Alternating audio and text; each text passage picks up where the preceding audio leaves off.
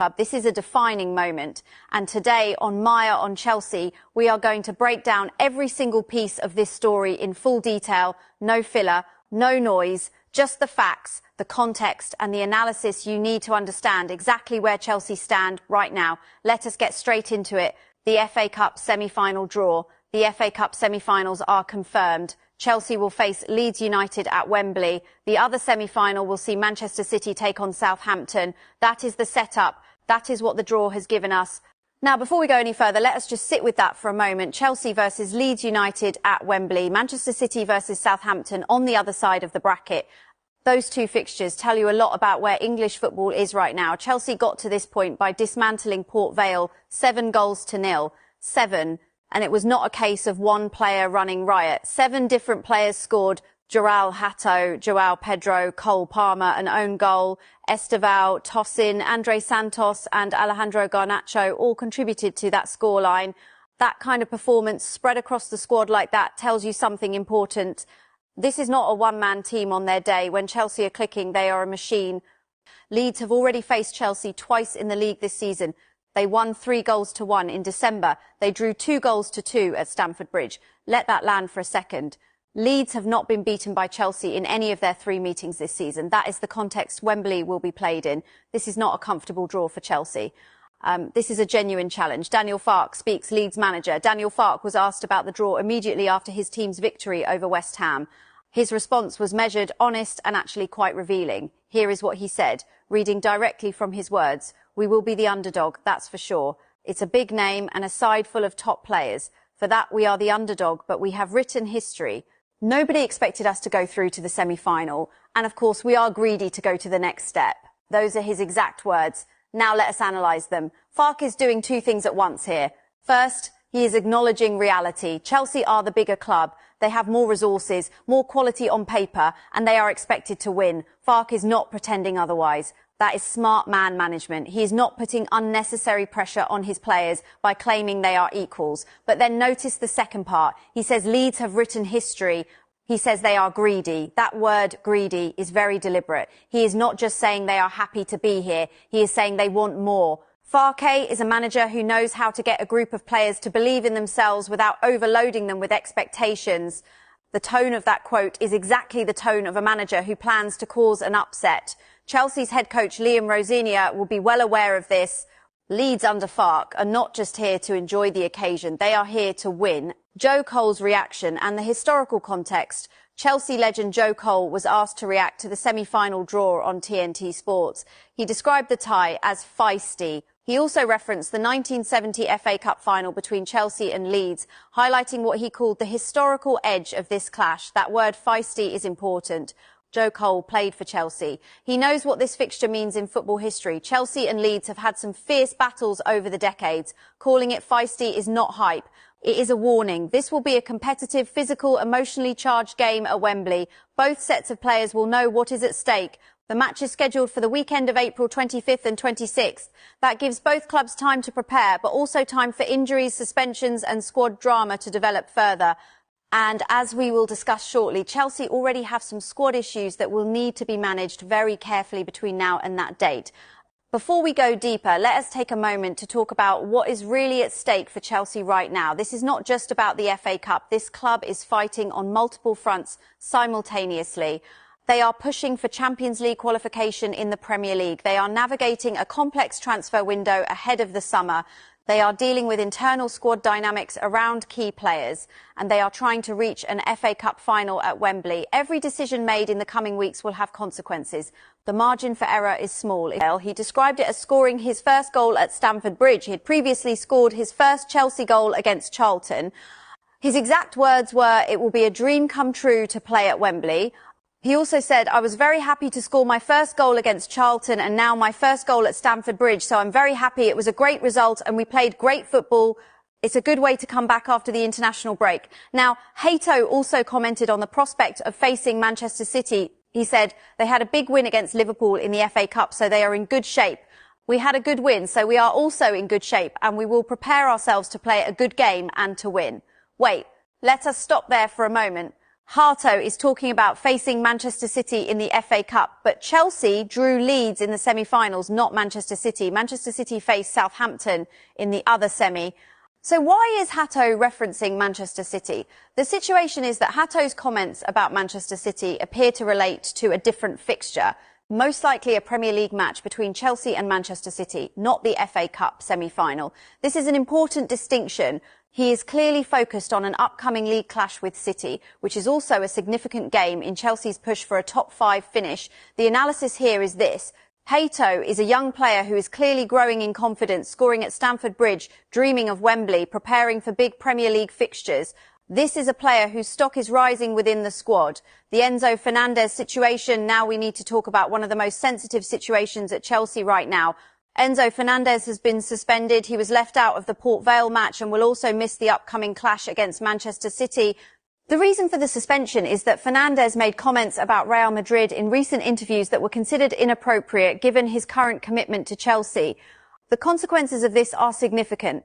There is concern inside the dressing room about his absence for the Manchester City game, and it goes further than just missing a key player. According to information now circulating, the majority of Chelsea players are not in favour of the 2-match suspension. A group of players, led by captain Reece James, have decided to approach Liam Rosenior and club executives in an attempt to reverse the decision and make Fernandez available for the Manchester City fixture. There is also particular note that some members of the squad are unhappy specifically with Fernandez's recent comments about Madrid. So this is not a united front in Fernandez's defence from every player. The squad is divided. Some are uncomfortable with what he said, but the majority still do not want him suspended for a game this important. This is a delicate management situation for Rosenior. You have your captain leading a player delegation to reverse a disciplinary decision. That is not a small thing. That is a clear signal that the dressing room has a strong opinion here and is willing to act on it. The reality for Chelsea is that Fernandez has become one of the most important players in the squad. The club has made their position absolutely clear. He is not for sale. Despite interest from Real Madrid and Paris Saint-Germain, Chelsea consider him among the best midfielders in the world right now. His early days at Stamford Bridge raised questions about whether the transfer fee was worth it, but the evidence now suggests he has grown into exactly the player Chelsea needed. He dictates play, creates chances and does things that very few midfielders at his level can replicate. So suspending him for a game against Manchester City, a game that directly impacts Chelsea's Champions League qualification chances, feels like a very costly internal decision. Whether Reece James and the player group can change that decision remains to be seen, but the fact that they are trying tells you everything about how important Fernandez is to this team. Cole Palmer, fitness update and form. Cole Palmer, the England midfielder, the player Chelsea built their attacking identity around, and a player who, by his own admission, has been struggling this season. Palmer was named captain for the Port Vale match, his first time captaining Chelsea, and he delivered. His goal may be recorded as an own goal, depending on the official ruling, but he was involved, he was influential, and most importantly, he spoke afterwards about where he is physically. His exact words were, "Yeah, I feel good. I feel like I've turned a corner. Physically, I feel good now. I can finally shoot again and I can do everything again." So yeah, it's just about kicking on and performing. The situation is that the words "I can finally shoot again" are telling. This is a player who has been managing a groin injury for an extended period.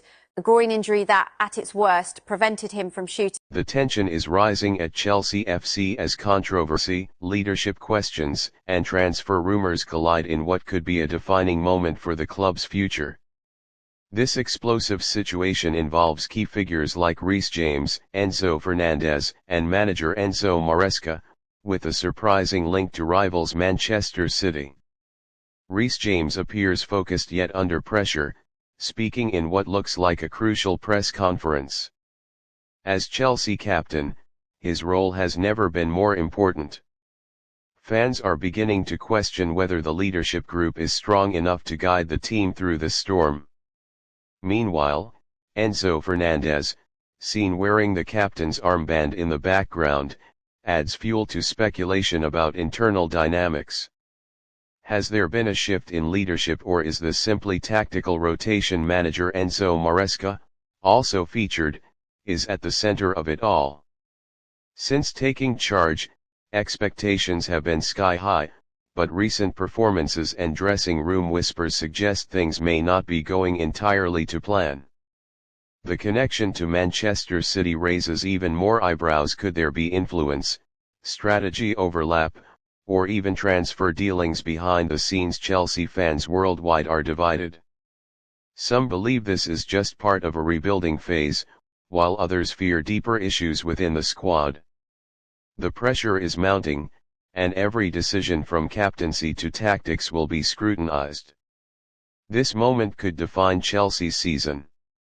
Will Reece James rise as the leader the club desperately needs? Can Enzo Fernandez handle the responsibility if given more authority? And most importantly, can Enzo Maresca silence the critics and deliver results? One thing is certain at Stamford Bridge, the spotlight has never been brighter, and the drama is far from subscribed. For more on Chelsea visibility news, Blue Heart with Cole Palmer is highlighted as a factor that could influence his decision. However, the situation here is complicated. Aston Villa will demand a significant fee, and more importantly, Chelsea may need to offer Champions League football to have a realistic chance of signing him. This is still a rumour. Chelsea are monitoring. That is the current status.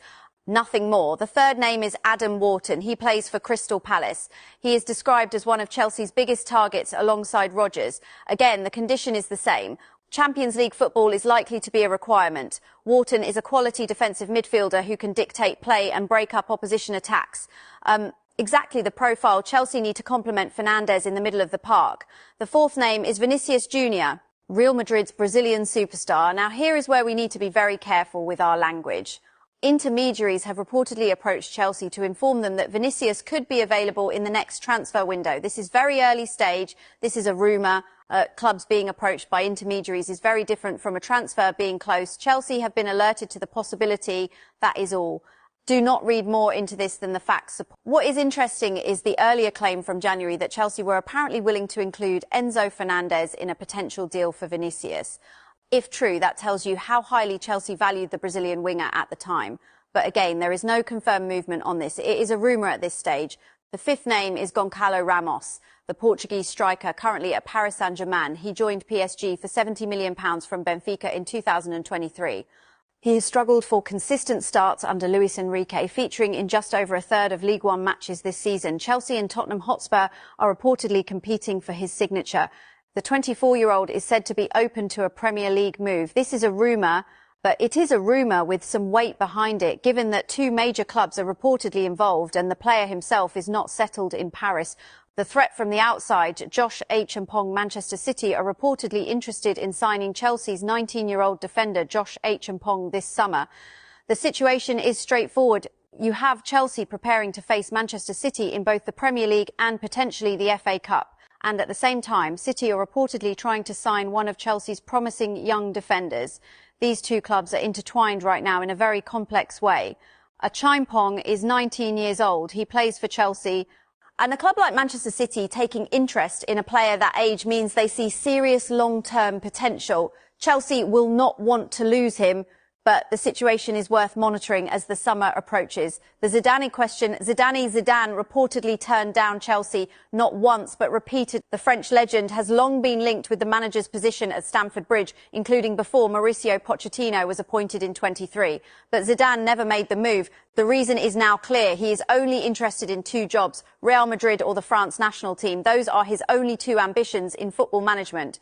Chelsea, despite everything they offered, was simply not one of them. With Didier Deschamps set to step down after the 2026 World Cup, Zidane is now expected to take over the France national team. That makes the picture even clearer. He was never going to come to Stamford Bridge. Chelsea was never the destination in his mind. The analysis here is simply this. Chelsea have made significant managerial decisions over the past few years. Pursuing Zidane was always going to be a long shot, given singular focus on Real Madrid and France. The club ultimately moved in a different direction. Liam Rosinha is now in the dugout, and the focus must be entirely on what he is building, rather than names that were never truly available. The Champions League question let us bring everything together and talk about the most important overarching issue for Chelsea right now, Champions League qualification. The situation is this. Chelsea are currently in 6th place in the Premier League. They are 1 point behind Liverpool in 5th. The top 5 in the Premier League this season qualify for the Champions League. That means Chelsea's league position is genuinely critical, not just for football prestige, but for the club's ability to sign the players they want this summer. Morgan Rogers and Adam Wharton, two of Chelsea's biggest reported targets, are both believed to require Champions League football as a condition of joining. If Chelsea finish outside the top five, those two deals could collapse entirely before they even get started. There is also the matter of the FA Cup. Reaching Wembley and potentially lifting the trophy would have its own importance. But in terms of commercial and sporting attractiveness to top players, nothing replaces weekly Champions League football. Chelsea have the fixture against Liverpool at Anfield still to come. That match could be decisive. With Enzo Fernandez suspended for the Manchester City game, Chelsea need to navigate the next few weeks carefully. Every drop point in the league makes the target harder to reach. Let us step back and look at the full picture of where Chelsea are right now. They are in the FA Cup semi-finals, facing a Leeds United side that has beaten them and drawn with them in this exact season. That is not a comfortable position. That is a genuine test. They have Cole Palmer returning to something approaching his best after a long battle with injury. That is genuinely positive. They have Enzo Fernandez suspended at a critical moment, with a player revolt led by Reece James trying to reverse that decision. That is a management headache. They have summer transfer targets who depend on Champions League qualification, while the club sits in 6th place, 1 point off the pace. They have Valentin Barco with personal terms agreed, but nothing officially done. Rumours around Vinicius Jr., Goncalo Ramos, Morgan Rogers and Adam Wharton, and a teenage defender in Josh Ataimpong, who Manchester City are reportedly tracking. This is not a club in crisis, but this is not a club that can afford to lose focus either. The next 6 to 8 weeks will define Chelsea's season on multiple fronts simultaneously. The FA Cup, the Premier League, the summer transfer window. All of it comes down to what happens between now and the end of May. The evidence suggests that this Chelsea squad has the talent to compete for every target in front of them. But talent alone is not enough at this level. Decision-making, squad management and focus will be just as important. Stay with Maya on Chelsea. We will be covering every development as it happens. Subscribe if you have not already. The full picture is here, and it is only going to get more interesting from this point forward.